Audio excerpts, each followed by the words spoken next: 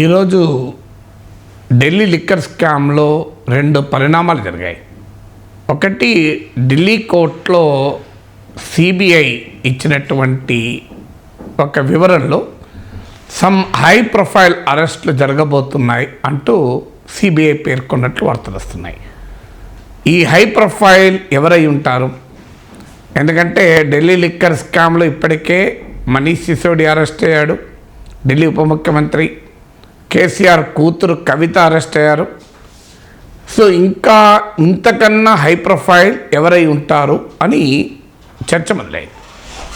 ఇది అర్థం కావాలి అంటే indication enforcement directorate spokes person ఏం మాట్లాడాడో తెలియాలి.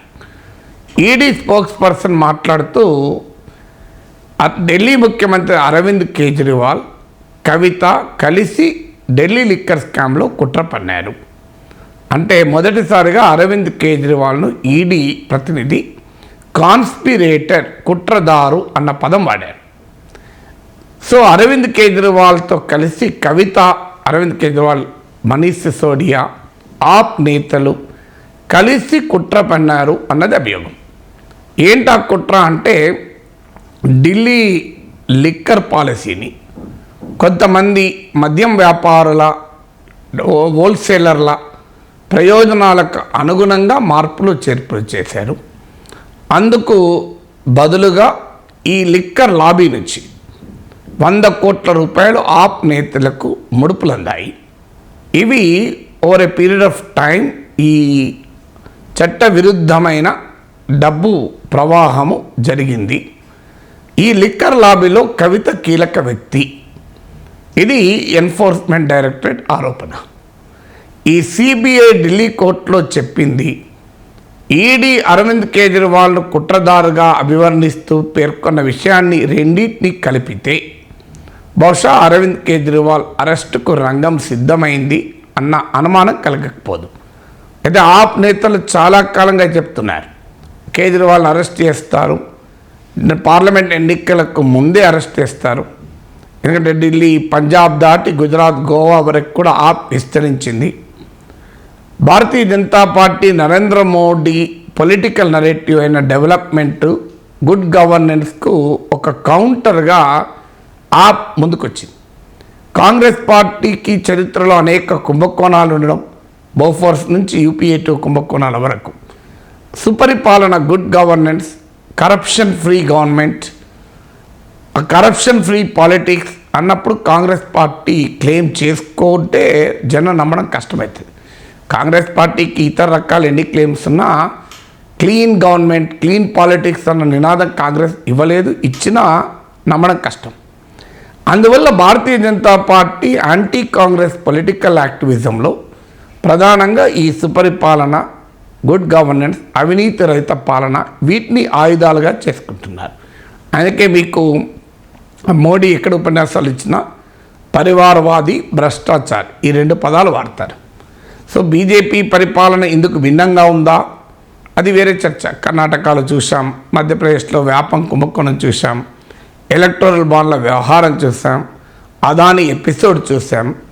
బట్ నరేంద్ర మోడీ బలంగా చెప్పుకునేది అవినీతి రహిత, పరివారవాద రహిత కుటుంబ పాలన కానీ పార్టీ మాది అని మోడీ పిచ్. ఇందుకు కాంగ్రెస్ పార్టీని, ప్రాంతీయ పార్టీని టార్గెట్ చేస్తారు. వీటికి కౌంటర్ నరేటివ్గా ఆప్ ఉంది. ఆప్ పైన భ్రష్టాచారాన్ని ఆరోపణ చేయలేరు, ఎందుకంటే అది యాంటీ కరప్షన్ మూవ్మెంట్ నుంచి పుట్టిన పార్టీ, ఇండియా అగెన్స్ట్ కరప్షన్. అందువల్ల ఢిల్లీ లిక్కర్ స్కామ్ రేపు నిరూపితమైతే డెఫినెట్గా ఆప్ను కూడా క్వశ్చన్ చేయాల్సిందే. కానీ ఆప్ ఎమర్జెన్సీ కాంగ్రెస్ యూపీఏ 2 ప్రభుత్వ హయాంలో ఇండియా అగెన్స్ట్ కరప్షన్ మూవ్మెంట్ నుంచి వచ్చింది. ఆ మూమెంట్ బీజేపీకి అధికారాన్ని దేశంలో తెచ్చింది, ఆప్కు ఢిల్లీలో తెచ్చింది. సో ఆ ఉద్యమం అవినీతి వ్యతిరేక ఉద్యమమే అటు rise of Modi, rise of Kejriwal కారణమైంది. అందువల్ల బీజేపీ కాంగ్రెస్ పైన, ప్రాంతీయ పార్టీలపైన చేస్తున్న ఈ ఆరోపణలు, కుటుంబ పాలన అలాగే అవినీతి పాలన అనే ఆరోపణలో ఆప్ పైన చేయడం కష్టమవుతుంది.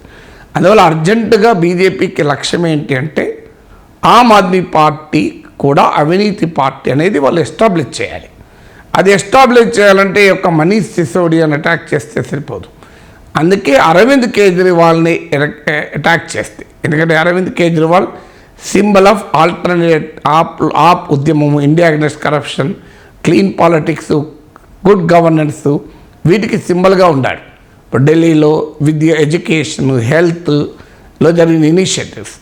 అందువల్ల కేజ్రీవాల్ను అర్జెంటుగా అరెస్ట్ చేయడం అనేది ఆపును దెబ్బతీయడము ఢిల్లీలో, పంజాబ్లో అనే ఇమీడియట్ లక్ష్యంతో పాటు ఒక ఓవరాల్ పొలిటికల్ లక్ష్యం ఏంటంటే బీజేపీ మినహా దేశంలో ఉన్న అన్ని పార్టీలు, కాంగ్రెస్ కావచ్చు, ప్రాంతీయ పార్టీలు కావచ్చు, ఆమ్ ఆద్మీ పార్టీ కావచ్చు, బీజేపీ మినహా ప్రతి పార్టీ కూడా అవినీతిలో కూరుకుపోయింది.